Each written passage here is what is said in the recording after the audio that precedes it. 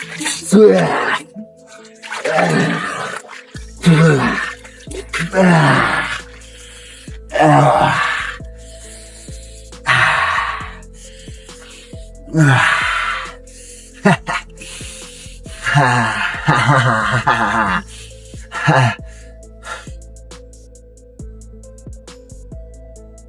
talking to me?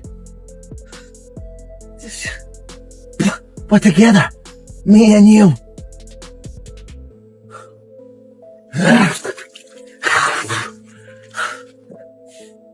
You're talking to me? You're talking to me? You're doubting me? I don't only think me.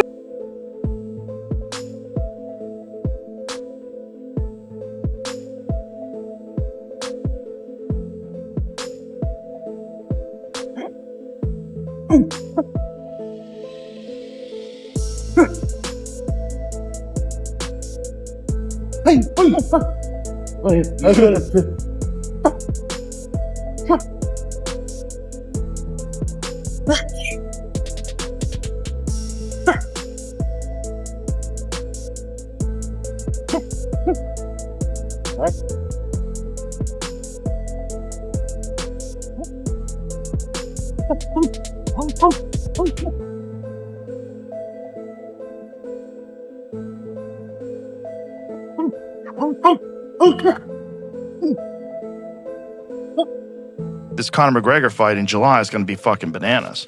It's going to be bananas. I mean, people are going to go crazy for the return of Conor McGregor because he's a giant personality. But don't expect the same thing. How could you it just be? can't. He hasn't fought in 5 years, That's right? exactly it. It's been 5 and years. But that's the problem. It might be more. Because they're going to all expect that. I think it is a little over 5. It's almost 6, I think. It might be 6 at the time of the fight. It might be. I think it's July. 5. I think it's 5 right now. Are we expecting to see a Conor that looked like Nate this last fight? Or are we expecting to see a better Conor than someone that looked like Nate? Because Nate did not look good. No, but Mike Perry did. And Mike Perry looked like a fucking murderer. You know what I mean? Like Mike Perry is a murderer. He's a murderer. And this is such a savage. You take a look at that, and when you're taking an older fighter, which Nate is now, and you're 21. You're 5 fucking years ago, July. So it literally will be 6 years. Yep. But when it'll be 5 years. It'll be 5 years. When you're taking a younger fighter and putting them against the old dog, it normally doesn't end well for the old dog. Well, the thing is about Max Holloway is like Max Holloway isn't that much younger than Conor. He's not. But the thing is, Max has been in constant high-level competition the entire time. Won the BMF fight, beat Dustin, like constant high-level competition. That's right. It's a different thing. And I honestly believe him at 155 is the best thing for him. Absolutely. But he's not 155 in this fight. This is 170. But yeah. Honestly, he might be better. No weight cutting at all. Just no weight cut, just kind of walk around. And also, knowing this is such a high-profile fight, he's going to... I mean, Max is always in insane shape. But particularly in this fight, he's going to be in fucking insane shape. And his last fight, he took almost no damage. He got taken down, controlled, back taken, and there was not a lot of damage taken. As the highly anticipated showdown between Conor McGregor and Max Holloway continues to draw closer, the excitement surrounding the fight is reaching another level. Across the mixed martial arts world, fans, fighters, coaches, and analysts cannot stop discussing one question: who will have their hand raised when the night is over? This is not just another UFC main event. For many people, it feels like one of the most important fights of McGregor's career and another massive opportunity for Holloway to further cement his legacy. The debate has become impossible to ignore because there are strong arguments on both sides. Some believe that McGregor still possesses the kind of power and precision that can end a fight in a matter of seconds. Others argue that Holloway's incredible pace, world-class conditioning, and consistent activity inside the octagon make him the safer and more logical pick. With so much uncertainty surrounding the contest, opinions have become incredibly divided.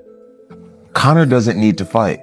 He has everything. I respect the fact that he's coming back to fight so much because it shows that he's a fighter in his heart. Me, I got to a certain level and I decided to walk away. Conor, he's back. It shows that he's still that fighter despite having so much success. I'm rooting for him. Proud of Conor. I'm a massive fan. I think I will be for the rest of my life.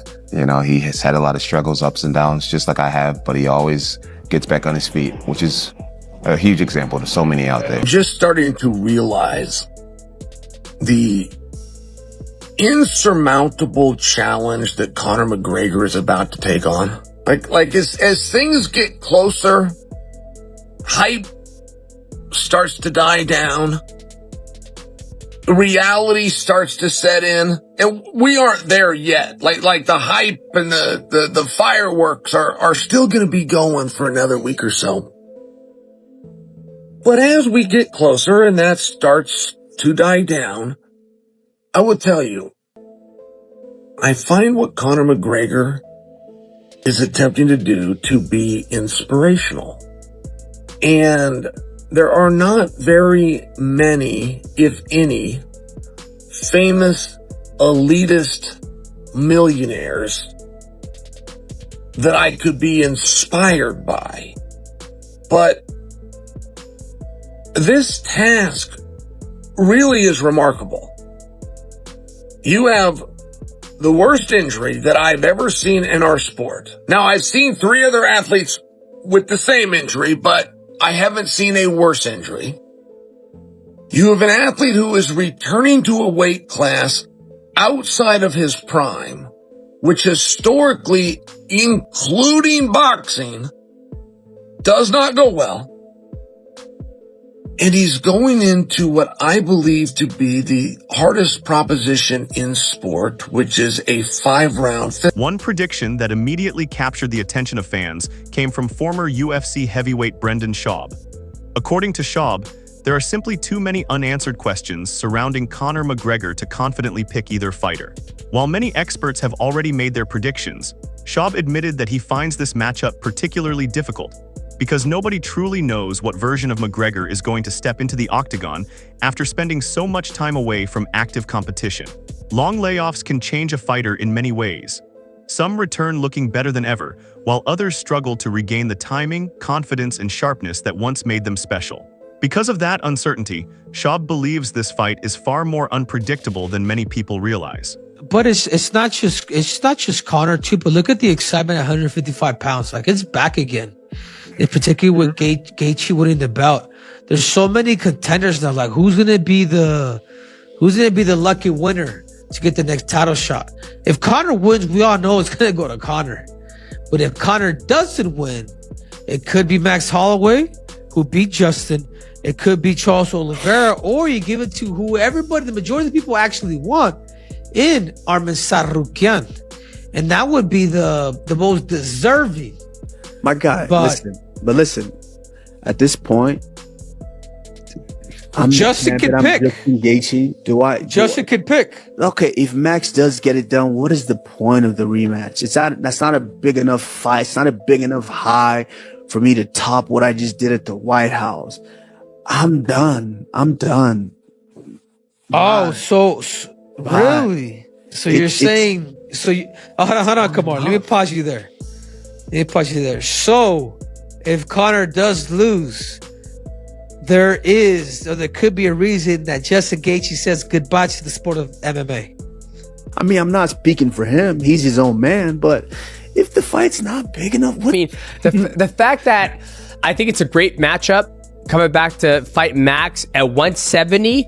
I love the story. Yeah, I love the story, and I think Max is coming to his own. Obviously they fought a long time ago. Since then, they both become champions. You have Max, who's been in the paint, just fighting tough guys after another. Where Conor, he's kind of, he's been a businessman. He's been a father for the last couple of years, going through some soul searching, whatever he's doing. For him to come back and fight a tough Max Holloway, I'm going to go with Max with this one. I just think Max has just been fighting a lot of people lately. And obviously, he did get ragdolled by Charles Oliveira, but Charles Oliveira is a monster itself. I don't think Conor has the same skill set as Charles when it comes to the grappling department, but I think I'm favoring more Max in this matchup against Conor McGregor. Yeah, I'm going to go with you as well. I don't think, McGregor's not going to try and take Max down. No. Okay, so it's going to be a stand-up fight. Max has been in the firefight. When you're 3 rounds deep, and you. At the same time, Schaub acknowledged that it would be a mistake to completely count McGregor out. Even after years away from the sport, the former two-division champion still possesses some of the most dangerous weapons in mixed martial arts. His timing, precision, and devastating counter-striking ability have made him one of the greatest knockout artists the UFC has ever seen. Throughout his career, McGregor has shown that he needs only a single opening to completely change the course of a fight.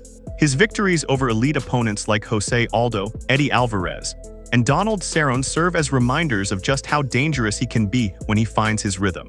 I do think he wins. I do think there's a lot of questions about how McGregor, like his lifestyle outside of the cage, and then being able to train, being able to juggle everything. And again, going back to what Marvin Hagler said back in the day, man, it's hard to get up and run whenever you're sleeping in silk pajamas, So how much is he really going out there and training? How much is he really just putting up a show?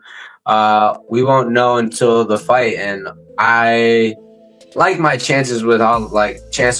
Again, he's been way more active. He's been in the gym. And especially even in his last fight, he didn't take much damage. So for me, I'm thinking it's more of a Holloway win. And again, also he's one of my favorite fighters. So I'm definitely going Holloway. Again, I think he knocks him out. I don't think anyone can really argue that McGregor's hungry like he used to be. Is he hungry enough to be getting in the gym and doing the things he has to do, doing that hour of bag work, doing those hours of drilling? I don't know. And if I'm wrong, I'm wrong. But I believe Holloway's hungrier. I believe he's more locked in. However, despite recognizing McGregor's incredible finishing ability, many analysts still believe that Max Holloway has several advantages heading into the contest. Fighters and experts have repeatedly pointed to Holloway's activity level, cardio, and durability as factors that could become extremely important as the fight progresses. Unlike McGregor, Holloway has remained active, continuing to compete against some of the best fighters in the world. He has gone through hard battles, stayed sharp, and consistently proven that he can maintain a relentless pace over 5 rounds.